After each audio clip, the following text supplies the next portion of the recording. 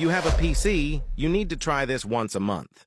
Did you know that if you go to your PC and press the Windows button and type in CMD and run it as administrator, then type in Winget Upgrade and hit the Enter button, this will scan your computer for all the software that are not up to date.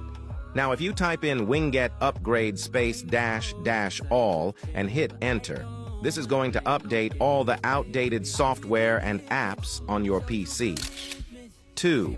Do this to set password on any file or folder on your computer.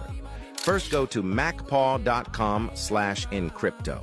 Then download the software to your computer.